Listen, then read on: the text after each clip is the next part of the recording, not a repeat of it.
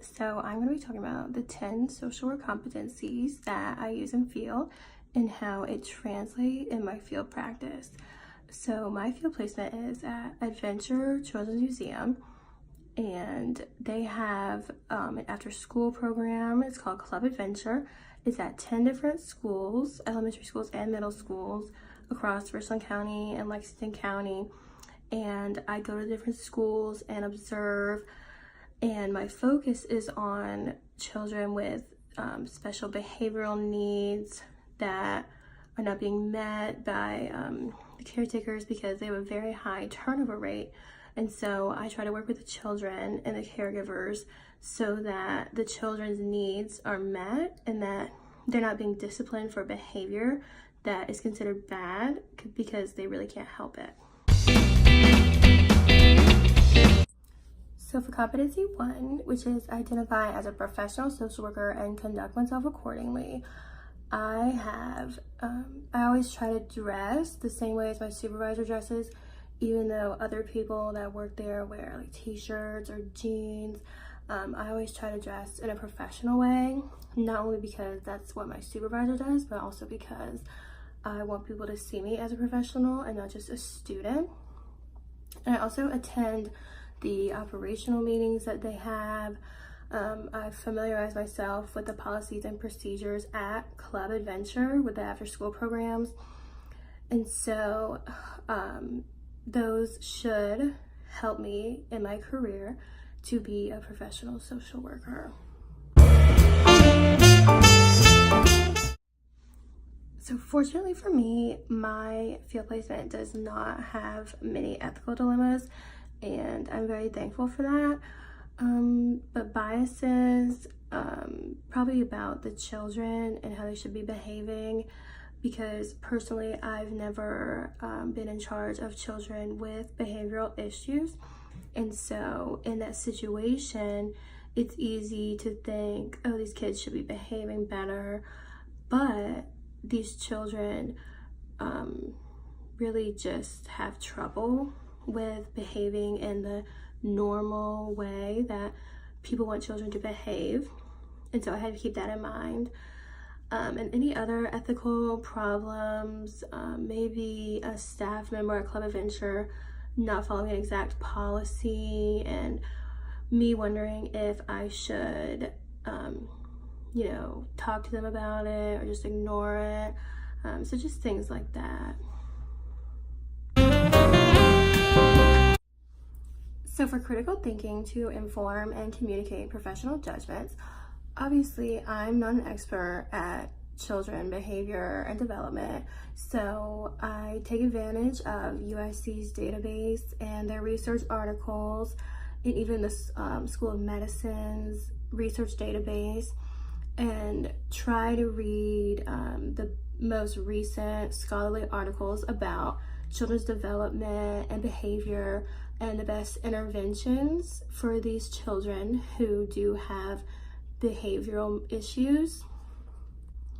I also like to write an observation of the school that I attended that day and let my supervisor read it, and I get feedback on it, and she lets me know what I should be looking for, if I'm looking for the right things, if I'm observing the right things the right way, and what else I should be on the lookout for. And so that's really helpful for my project that I'm working on in helping these children work on their behavior. For engaging in diversity and difference in practice, I'm actually really excited to do that because in high school I attended a private school and it was majority of people just like me, white, same basic socioeconomic class. There was no diversity. And so I really enjoy going to these schools and seeing how diverse the children are. And I try to remain aware of the privilege I had of the school I went to.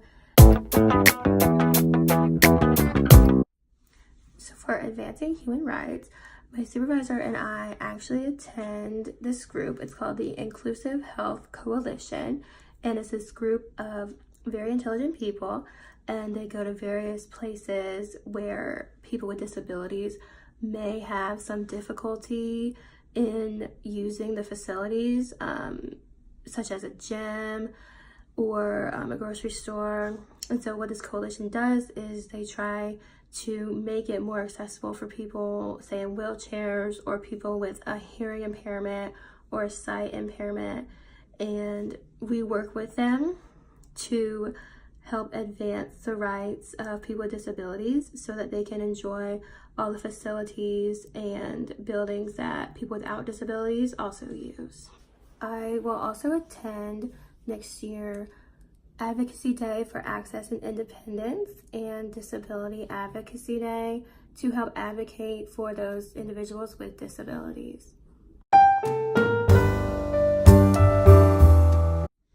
So by being an active participant observer at Club Adventure, I am participating in practice-informed research, and I also use the articles from the USC database about best interventions in child development to inform my practice. So I try to combine the two and come up with the best possible solution to any problems that the children could be facing. So for knowledge of the human behavior and the social environment, I think the biggest theory that revolves around that is a systems theory, because these children have so much going on between their families, their schools, possibly their churches, after school programs, that they're influenced by a lot of different factors.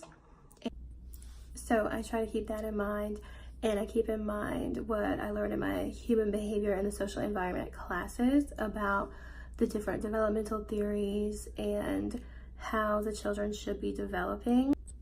And this is very important when working with children, especially a large number of children, because there's so many different factors that go into their development that the after-school program should definitely be a positive one and an uplifting one to help their development, especially if their home life isn't so great.